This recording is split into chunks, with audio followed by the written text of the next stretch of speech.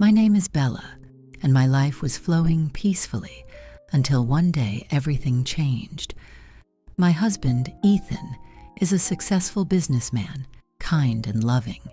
He has always been my support and refuge. We met when I was already over 30, and since then, I have enjoyed every moment spent with him. Despite the fact that he had children from a previous marriage, I accepted his family as my own. It was a tough decision, but I chose to become the stepmother to his son, Jack. Jack was a young man full of energy. At over 21, he was just beginning his journey into adult life. Our relationship wasn't easy, but I did everything I could to earn his trust and respect. And then one day, everything went wrong. Ethan had to go away on a business trip, leaving me alone with Jack in the house. It was just a regular work trip, nothing special. Ethan and I were often used to being apart for work. The first few days went by quietly, but then the problems began. Jack started coming home late, ignoring the rules set by Ethan. I tried to talk to him, but he just laughed and walked away without letting me finish. At that moment, I realized our relationship was on the edge. He didn't take me seriously, and he didn't respect my opinion. I decided to take control of the situation and show him that things couldn't continue like this. One day, when Jack was sleeping, I took the keys to his car. That was my way of showing that his actions had consequences.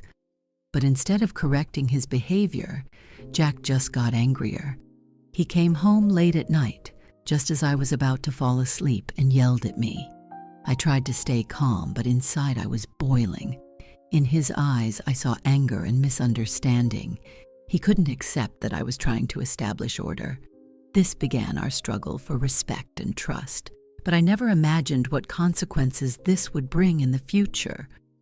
In those moments, I often thought of Ethan and what he would say if he knew what was happening at home. But unfortunately, he was far away, and I was left alone with our problems. After the incident with the keys, things only got worse. Jack became even more stubborn and defiant. He often stayed out at night, and when he returned, his behavior was increasingly challenging. I understood that my attempts to establish order only intensified his resistance, but I wasn't going to give up. One night, when Jack came home late again, I decided to have a serious conversation with him. He slammed the door behind him and shot me a fleeting look full of contempt. I took a deep breath and approached him. "Jack, we need to talk," I said firmly. He stopped and turned towards me with an obviously irritated expression. "What do you want to talk about, Bella? About how you're trying to control my life?" His voice dripped with sarcasm. "It's not about control, Jack. It's about concern. I want you to respect the rules that your father set. We all live in the same house, and we need to consider each other," I responded, trying to keep calm. He laughed and shook his head. "You'll never be my mother, Bella. You're just his wife, nothing more," he said coldly. Those words hurt me deeply. I always knew I could never replace Jack's mother, but hearing it so directly was very painful. I felt tears welling up in my eyes, but I didn't let them fall. "I understand that I can't replace your mother, Jack, but I'm here to help you and support you. All I ask is a bit of respect," I said, trying to speak gently but firmly. He looked at me in silence for a few seconds, then simply turned around and went to his room. I stood in the hallway, feeling the weight of that conversation on my shoulders. I realized that our relationship was on the brink, and that if I couldn't find a way to connect, the consequences could be unpredictable. The next day, Ethan left again on another business trip. I knew that everything now depended solely on me.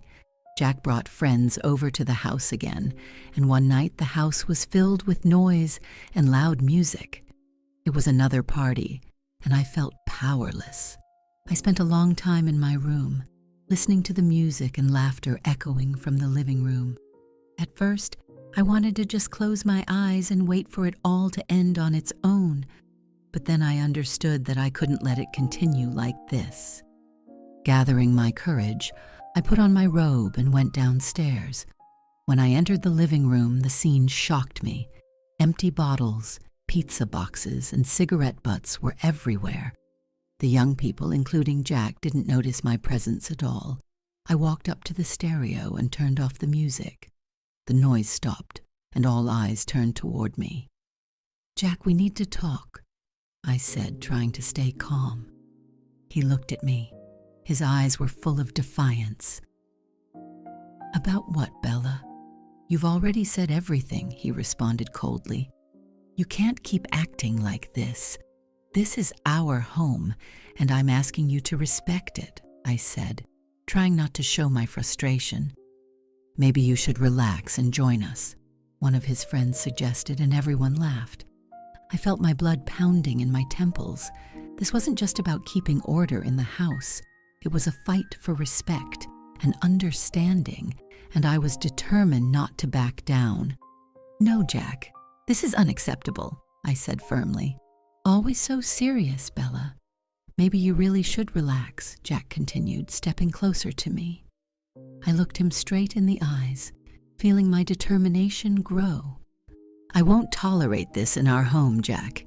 If you can't follow the rules, you'll have to find another place for your parties," I said, trying to speak with as much calmness as possible.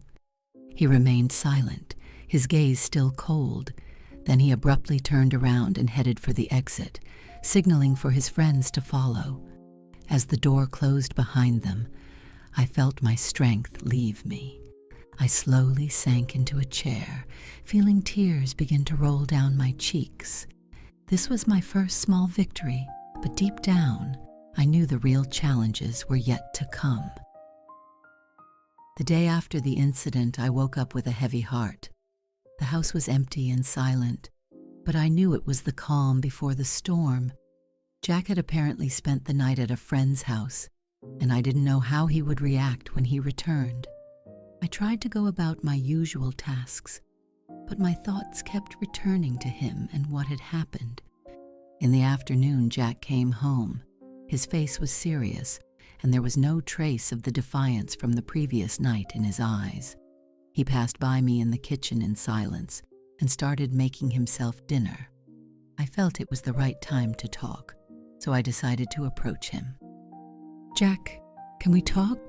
I asked, trying to speak softly but firmly. He paused and looked at me, then nodded. "Fine, talk," he said, sitting down at the table. "I know you're an adult, and I'm not trying to control every minute of your life," I began. "But in our home, there have to be rules, not just for me, but for Ethan too. He wouldn't want what happened yesterday to be happening here." Jack looked at me. His face was expressionless. "You're right, Bella," he finally said. "I was wrong, but you have to understand that it's hard for me too. I'm used to being in control of my life, and sometimes it's difficult to accept new rules." His confession surprised me. It was the first time he had shown sincerity, and I felt that we had a chance to improve our relationship. "I understand it's hard for you," I responded, "but let's try to find a compromise. I don't want to be your enemy. I want to help you like any mother would help her child." Jack nodded, and I saw a spark of understanding in his eyes. "Okay," he said, "let's try." That small victory gave me confidence. I felt that we had taken a step in the right direction, but I couldn't imagine that our trials were far from over. That same night, as I was preparing for bed, I heard noise downstairs. I went down and saw that Jack had brought friends over again. "Jack, what's going on?" I asked, feeling anxiety rising in my chest. "We just decided to play some video games," he responded, avoiding looking me in the eyes. "You promised there would be no more loud parties," I reminded him. "This isn't a party," Jack replied. "We're just playing, and then we'll leave." I sighed, understanding that this wasn't the time for new conflicts. "Fine, but please keep it quiet and don't stay too late," I asked. Jack nodded, and I returned to my bedroom. I stayed in bed for a long time, listening to the muffled sounds coming from the living room. Finally, exhaustion took over, and I fell asleep.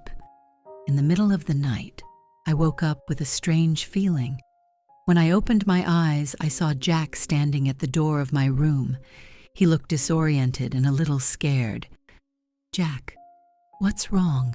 I asked, trying not to raise my voice. "Bella, I'm sorry for everything. I didn't mean to hurt you," he said, stepping closer. "It's okay, Jack. What's important is that you understand I'm not your enemy," I replied, feeling the tension between us begin to dissipate. He sat on the edge of the bed and said in a low voice, "I just want everything to be okay. I want us to live in peace." At that moment, I realized that we had finally formed a real bond. This was an important step in building a relationship of trust. We talked for a long time, and I felt the tension of the past days begin to fade away. The next morning, I woke up with a new sense of hope. Our conversation with John the night before seemed to have opened the door to a possible reconciliation. I was determined to do whatever it took to improve our relationship. As I had breakfast, I heard John coming down the stairs. He seemed calmer than usual, and there was no trace of defiance in his eyes. "Good morning, John," I said, smiling. "How did you sleep?" "Good morning, Bella. Fine, thanks," he replied, sitting down at the table. We ate in silence, but it was a comforting silence. I felt that we were finally starting to build mutual understanding. After breakfast, I suggested to John that we go for a walk. He agreed, and we went to the nearest park. During the walk, we talked about a bit of everything. John told me about his plans for the future, about how he wanted to advance in his career, and I shared my thoughts and advice. It was the first time we truly talked as a family. I saw in him not just a troubled young man, but a person with dreams and ambitions. "You know, Bella, I never thought I could talk to you so openly," he said, stopping by a pond. "Neither did I, John, but I'm glad we have this opportunity. I want you to know I'll always be here to support you," I responded sincerely. He nodded, and we continued our walk. By the time we got home, I felt we had taken a big step forward. However, that night, something happened that made me doubt our progress.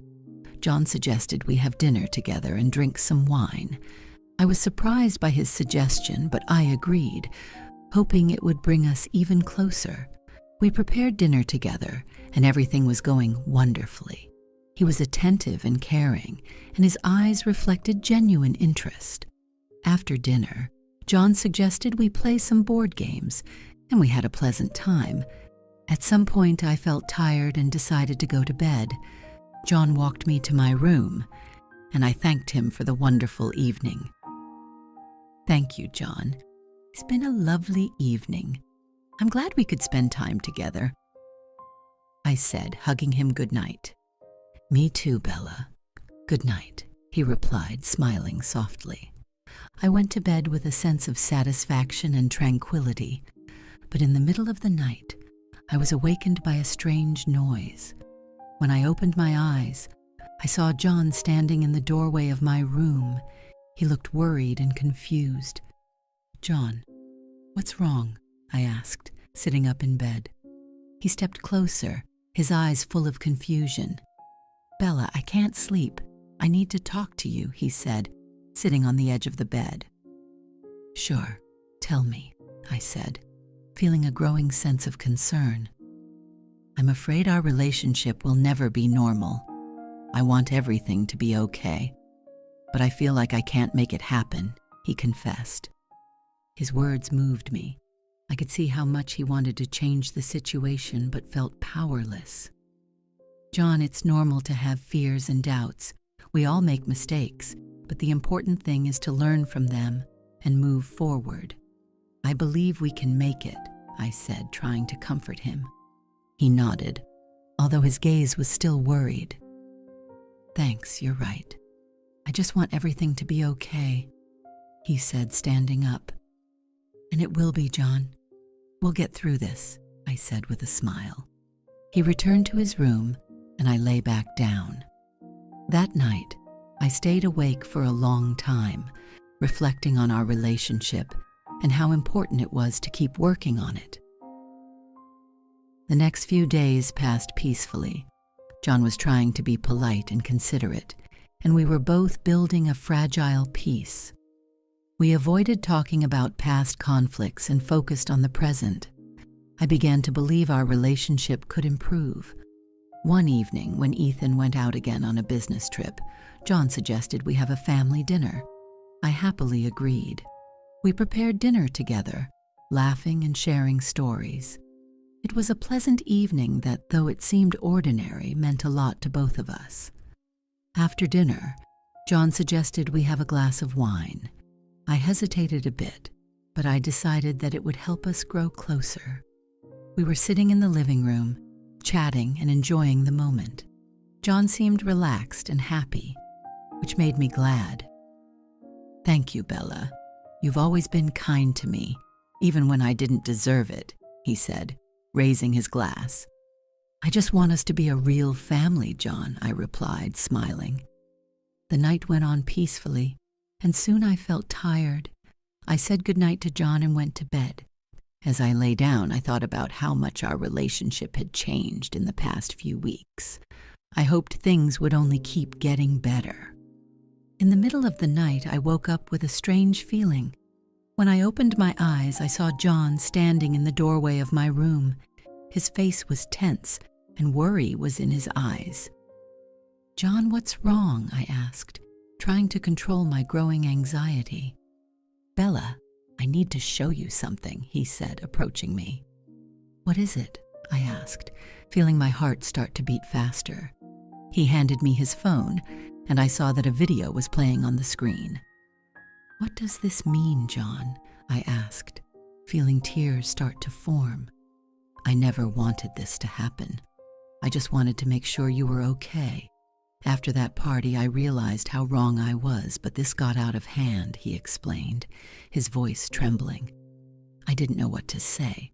My mind was spinning with thoughts. Why did he do this? What did he intend to do with the video? I felt betrayed and humiliated. "This is unacceptable, John.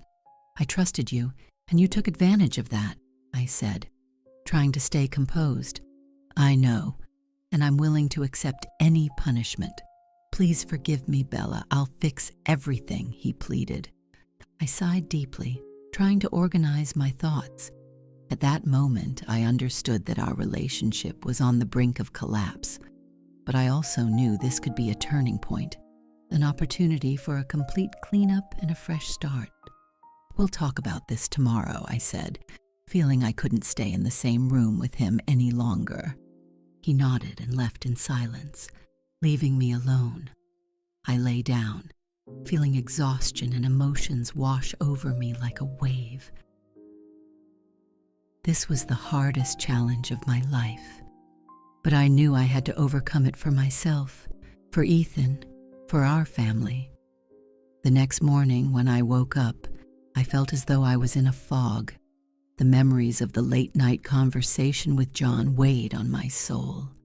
I got up and went to the kitchen, hoping a hot cup of coffee would help me organize my thoughts. John was already there. He looked tired and depressed, as if he hadn't slept all night. "Good morning, Bella," he said softly without looking at me. "Good morning," I replied, pouring myself a cup of coffee. We sat in silence, each of us deep in thought, trying to understand how we could move forward, how to rebuild trust, if that was even possible. Finally, John broke the silence. "Bella, I'm so sorry. I know I did something terrible. Please give me a chance to fix it," he said, his voice full of remorse. "John, I don't know what to say. Do you understand how big this betrayal is?" I replied, trying to hold back the tears. "Yes, I do. and I'm willing to do whatever it takes for you to trust me again," he said, looking directly into my eyes. "All right, let's start by deleting that video right now," I said with determination. He nodded, took out his phone, and deleted the video in front of me. I felt a small sense of relief, but I knew this was only the first step. "What's next?" I asked, feeling that the tension wasn't disappearing. "I want to show you I can change. I want you to see me as a friend, not an enemy," he said firmly and sincerely. "It will be a long road, John, but if you're really willing to work on it, I'm willing to give you a chance," I said, feeling a spark of hope ignite within me. That day passed in tension, but we both tried to act as if nothing had happened. At night, after dinner, I felt exhausted and decided to go to bed early. However, when I closed my eyes, I couldn't fall asleep. My thoughts kept circling around the future, about how to rebuild our family. Suddenly, the door to my room opened and John came in. I quickly sat up in bed, my heart pounding. "Bella, I'm sorry to bother you, but I need to talk to you," he said, approaching me. "John, this isn't the best moment. Let's talk tomorrow," I replied, feeling a growing sense of concern. "Please, Bella, it's important," he insisted. I sighed and nodded, indicating for him to sit at the edge of the bed. "What's going on?" I asked, trying to remain calm. "I know that after everything that has happened, it's hard for you to trust me, but I want you to know that I really want to change," he said, his voice trembling with emotion. "I understand, John, but it's going to be a long process. You have a lot of work to do to regain trust," I responded sincerely. He nodded, and I saw a glimmer of hope in his eyes. "I'm willing, and I want you to know that I respect and value everything you do for our family," he said, taking my hand. I felt the warmth of his hand, and to my surprise, tears filled my eyes. It was hard, but at that moment I understood that he truly wanted to change. We stayed like that for a while, and I felt a new bond forming between us. "Thank you, John. I think we can do it," I said, smiling through the tears. "I think so too," he replied softly. That night, I slept peacefully for the first time in a long time, feeling that there was hope for a better future in our home. After our late-night conversation, I truly felt like something new had begun between John and me. He was making an effort to show that he was willing to change, and I could see a sincere desire in his eyes to correct his mistakes. But this path wasn't easy, and new challenges awaited us. The next day, Ethan called me from his business trip. He sounded tired but happy to hear my voice. "Hey, Bella, how are things at home?" he asked, clearly concerned about us. "Everything's going well, Ethan. John and I are trying to improve our relationship," I replied, trying to sound optimistic. "That's wonderful. I hope everything goes back to the way it was soon," he said, and I could feel his smile through the phone. After talking to Ethan, I felt a renewed sense of purpose and determination. John and I continued our efforts to improve our relationship. He spent more time at home, helping with chores, and even offering to help with my activities. I could see he was genuinely trying, and that gave me hope. One night, while I was making dinner, John approached me in the kitchen. "Bella, can I help you?" he asked, surprising me with his offer. "Sure, John, I'd appreciate your help," I said, smiling. We prepared dinner together, and it was almost miraculous. We laughed, talked about various things, and felt like a real family. At one point, John stopped and looked at me seriously. "Bella, I want to apologize again. I know you were right, and I know I need to work a lot on myself," he said, with a voice full of sincerity. "John, I can see that you're changing," I replied, feeling my heart fill with hope. "The important thing is to keep moving forward. We all make mistakes. But what matters is how we correct them, I said, placing a hand on his shoulder. John nodded and we continued cooking. After dinner, we sat at the table, enjoying the meal and our conversation. In that moment, I felt that we could really get closer and overcome all the difficulties. However, even though everything seemed perfect, I knew this was just the beginning. New challenges lay ahead. That same night, John asked if he could invite his friends over for the evening. I hesitated but decided to give him a chance. "Sure, John, but please respect the rules and keep the noise down," I said, trying to sound confident. "Thanks, Bella. I promise everything will be fine," he replied with a smile. That night, his friends started arriving at the house. I could see that John was really trying to keep things under control. The music was low, and everyone was kind and respectful. I decided to leave them to it and went to my room, feeling like I could trust John. The next day, I woke up with a sense of renewal and determination. The atmosphere in our home was starting to calm down, but I knew there was still a lot of work to do. In the morning, I suggested to John that we spend a day as a family. Together, we decided to go to the market to buy fresh produce and spend time together. It was a good decision, as walking and doing things together always brings people closer. We strolled through the market, picking out vegetables and fruits, and I noticed how John relaxed and began to enjoy the moment. He talked to me about his plans for the future, about wanting to find a job and be more independent. I listened with interest, and I was happy that he was starting to see clear goals ahead of him. After returning home, we prepared lunch together. John helped me in the kitchen, and it was so pleasant and natural, as if all our past conflicts were slowly fading away. "Bella, I want to thank you for always being there and supporting me," John said when we sat at the table. "You're making great progress, John. I'm proud of you," I replied, feeling my heart fill with warmth. That night, as we cleaned up the table, I noticed that John was becoming more open and confident. He started telling me memories from his childhood and how much he missed his mother. I felt a deep, emotional bond forming between us, something that was important for both of us. "You know, Bella, I never thought I could talk to you so openly. Thank you for that," John said, his eyes shining with emotion. "I'm always here for you, John. You can count on me," I replied, smiling.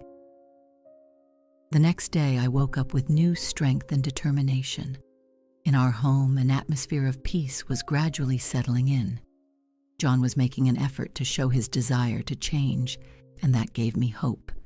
We both knew that trust isn't rebuilt overnight, and that each day was another step along that path.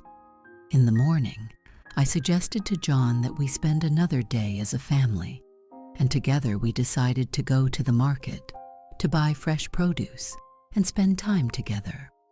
We repeated the walk, picking out vegetables and fruits, and once again, I noticed how John relaxed and began to enjoy the moment. After returning home, we prepared lunch together. John helped me in the kitchen, and it was so pleasant and natural, as if all our past conflicts were slowly fading away. "Bella, I want to thank you for always being there and supporting me," John said when we sat at the table. "You're making great progress, John.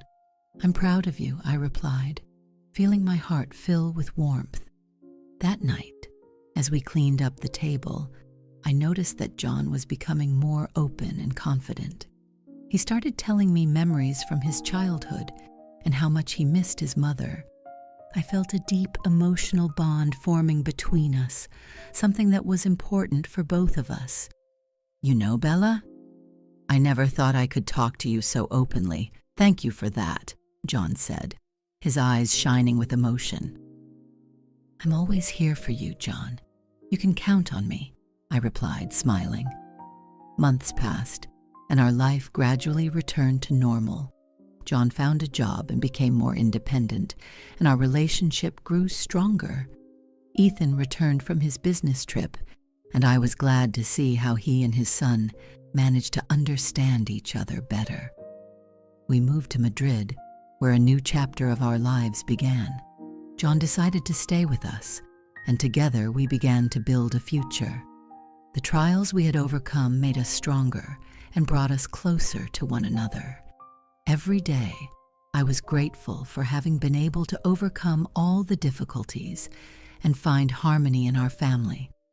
Our story became a reminder that even in the toughest situations, there is always hope for a better future.